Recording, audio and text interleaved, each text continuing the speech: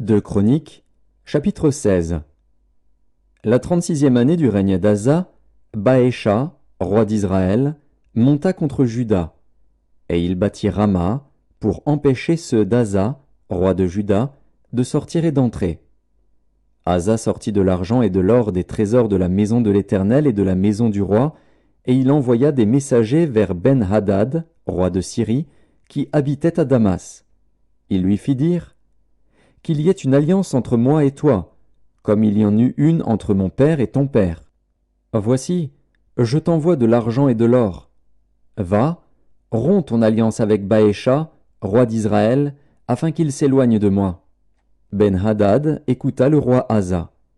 Il envoya les chefs de son armée contre les villes d'Israël, et ils frappèrent Ijon, Dan, Abel-Maïm, et tous les magasins des villes de Nephtali. Lorsque Baécha l'apprit, il cessa de bâtir Rama et interrompit ses travaux. Le roi Asa occupa tout Juda à emporter les pierres et le bois que Baécha employait à la construction de Rama, et il s'en servit pour bâtir Géba et Mitzpa. Dans ce temps-là, Hanani, le voyant, alla auprès d'Asa, roi de Juda, et lui dit « Parce que tu t'es appuyé sur le roi de Syrie et que tu ne t'es pas appuyé sur l'Éternel, ton Dieu, l'armée du roi de Syrie s'est échappée de tes mains. Les Éthiopiens et les Libyens ne formaient-ils pas une grande armée avec des chars et une multitude de cavaliers? Et cependant l'Éternel les a livrés entre tes mains parce que tu t'étais appuyé sur lui. Car l'Éternel étend ses regards sur toute la terre pour soutenir ceux dont le cœur est tout entier à lui. Tu as agi en insensé dans cette affaire, car dès à présent tu auras des guerres. » Asa fut irrité contre le voyant, et il le fit mettre en prison, parce qu'il était en colère contre lui.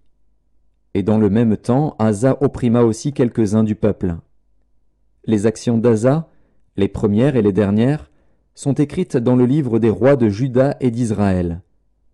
La 39e année de son règne, Asa eut les pieds malades au point d'éprouver de grandes souffrances. Même pendant sa maladie, il ne chercha pas l'Éternel, mais il consulta les médecins. Asa se coucha avec ses pères, et il mourut la 41e année de son règne. On l'enterra dans le sépulcre qu'il s'était creusé dans la ville de David. On le coucha sur un lit qu'on avait garni d'aromates et de parfums préparés selon l'art du parfumeur, et l'on en brûla en son honneur une quantité très considérable.